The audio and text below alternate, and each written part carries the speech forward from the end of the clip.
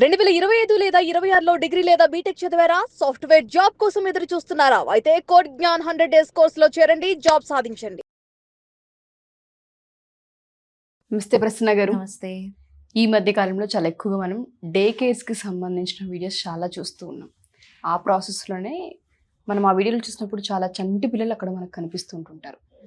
For example కనుక మనం తీసుకుంటే సంవత్సరం నిండిన పిల్లల్ని తీసుకెళ్ళి డే కేర్స్లో పెడుతూ ఉన్నారు. అలా అని వాళ్ళ స్వార్థం కోసమని కాకపోయినా కొన్ని సందర్భాల్లో పెట్టాల్సి వస్తుంది.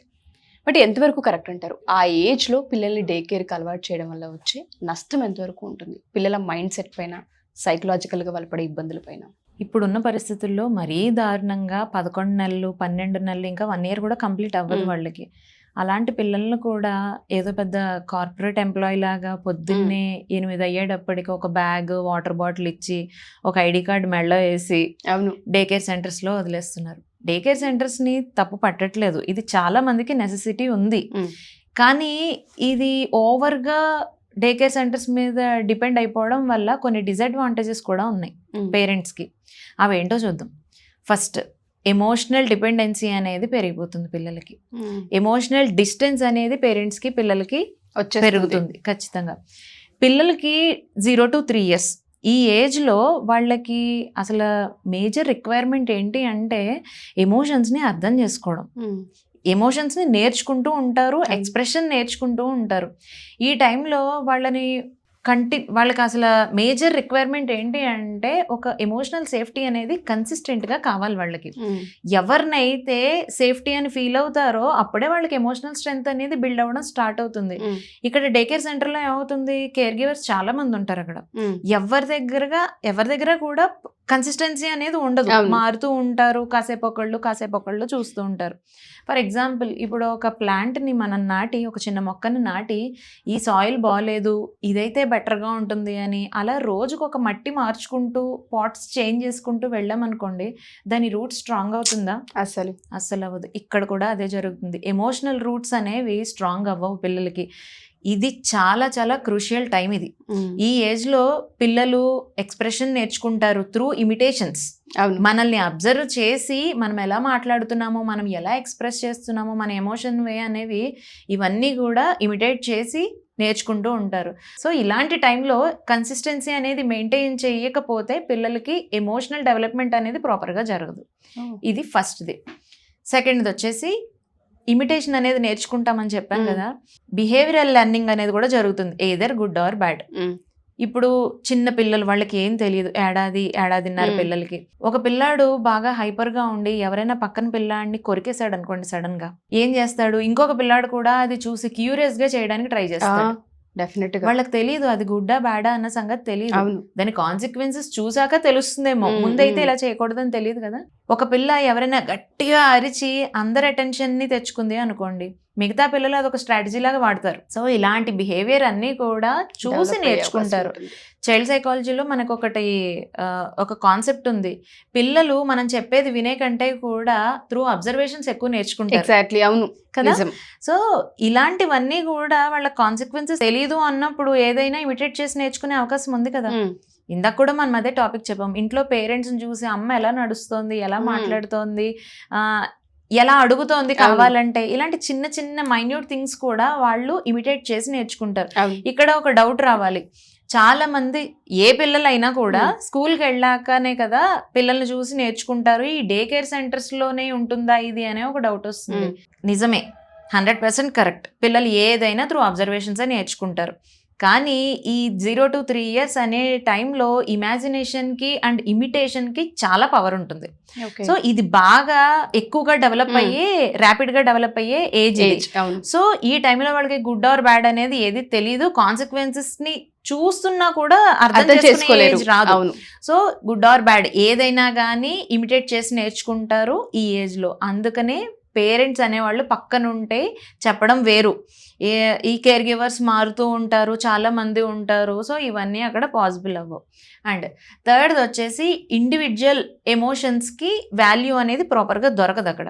ఫర్ ఎగ్జాంపుల్, ఇప్పుడు మన ఇంట్లో పిల్లలు ఉన్నారు, చిన్న పిల్లాడు ఉన్నాడు, సైలెంట్గా ఉన్నాడు అనుకోండి, అయ్యో ఏమైంది, హెల్త్ బాగాలేదా అనే డౌట్ మనకు వస్తుంది, ఏంటి కొంచెం ఇలా డల్గా ఉన్నాడు అనిపిస్తుంది. కానీ ఒక 10 మంది ఉన్న చోట సైలెంట్గా ఉండడం అనేది డిసిప్లిన్. అవునా కదా? అవును. సైలెంట్ గా ఉన్నాడు అంటే ఓకే, భయపడుతున్నాడు, స్కూల్ ఎన్విరాన్మెంట్ కి అలవాటు పడుతున్నారు అని అనుకునే ఛాన్సెస్ ఉన్నాయి కదా. అవును. సో అక్కడ కొంచెం ఎమోషన్స్ ని బయటికి చెప్పలేని ఇంట్రోవర్ట్ పర్సనాలిటీస్ ఉంటారు. అలాంటి పిల్లలకి అక్కడ నష్టం జరిగే అవకాశం ఉంటుంది, ప్రాపర్ గా అక్కడ ఎవరు చూసుకోలేకపోతే. ఓకే. సో ఇక్కడ డే కేర్ సెంటర్స్ ని మనం ఏం తప్పు పట్టట్లేదు, అది చాలా మందికి దాని నెసెసిటీ ఉంది వర్కింగ్ పీపుల్ కి. కానీ ఓవర్ గా డిపెండ్ అయిపోవడం వల్ల వచ్చే డిసడ్వాంటేజెస్ ఇవి. ఇక్కడ కొంతమంది ఏం చేస్తారంటే స్కూల్ ఇన్ఫ్రాస్ట్రక్చర్ బాగుంది, అక్కడ ఈ ఫెసిలిటీస్ ఉన్నాయి, అవి ఉన్నాయి, ఇవి ఉన్నాయి అని చెప్పేసి తీసుకెళ్లి జాయిన్ చేస్తారు. ఈ మధ్య కాలంలో మనం చూసే ఇన్సిడెంట్స్ ఒక రేంజ్ లో ఉన్నాయి, అసలు మనం ఊహించలేనివి జరుగుతున్నాయి. అవును.